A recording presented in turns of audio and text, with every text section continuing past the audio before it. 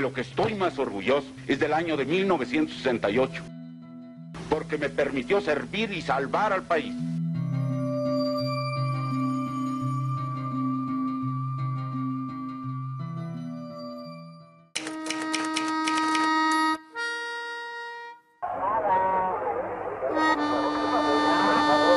En 1968, Cuthberto Hernández tenía 20 años. Este muchacho originario de Tepito fue uno de los miles de estudiantes de a pie que participaron de manera discreta como parte de las bases del movimiento estudiantil hace 50 años.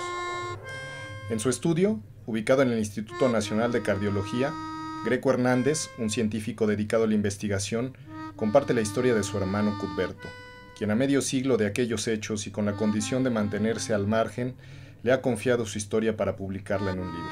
Él era estudiante de la ESIME, la Escuela Superior de Ingeniería Mecánica del Poli. Él asistía a Zacatenco a clases y ahí es cuando le toca el meeting y ahí es cuando se radicaliza. Entonces él decide participar, formar una célula, digamos así, que participa, una célula en la que, digamos, se dedicaba a difundir cosas, ¿no? Pegar pósters, a imprimir volantes. Aquella tarde del 2 de octubre, Cuthberto vio llegar a mucha gente a la plaza. Escuchó a los primeros oradores hasta que observó a muchísimos soldados y granaderos que llegaron por el puente de Nonualco.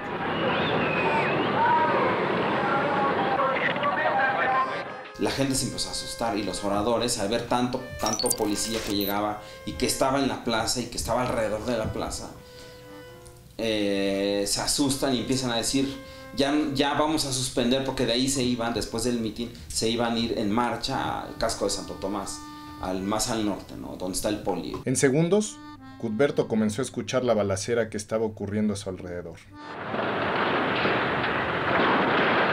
Todo el mundo quiere salir disparado para sobrevivir. Y dice no había por dónde porque estaba todo rodeado y había diferentes fuentes desde donde estaban disparando. Entonces yo voy corriendo y yo trataba de esconderme, había mucha gente tirada y empiezo a ver que empiezan a caer como moscas muchas personas, porque ya estaban, pues tenían con un tiro, ¿no? Entonces empiezan a morir gente, mucha gente empieza a caer y yo ya no sabía ni por dónde meterme, nadie sabíamos porque era la balacera por todos lados y se hace un caos, pero completamente un caos gigante, ¿no? Y una confusión y un miedo que era terrible, un miedo atroz. Fue en ese momento cuando el joven miró hacia el edificio Chihuahua, donde se encontraban los oradores. Desde el quinto piso, me parece, empezaron a disparar hacia los soldados de acá y estos les regresaban los disparos y él dice que con un silbato, como que los jefes de los policías, no sé, los altos mandos, controlaban la balacera. Dice, sonaba un silbato y se callaban.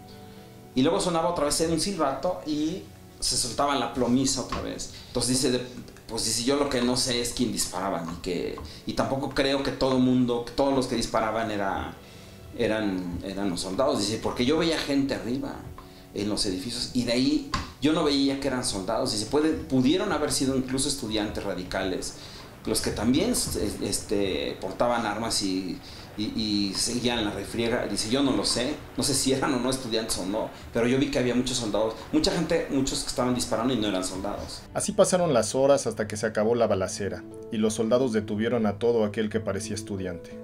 Y ahí nos tuvieron un buen rato y nos quitaron cinturones, nos pusieron en filas, ya nadie podía salir y todos estuvimos como que custodiados por un montón de policías y de granaderos y soldados.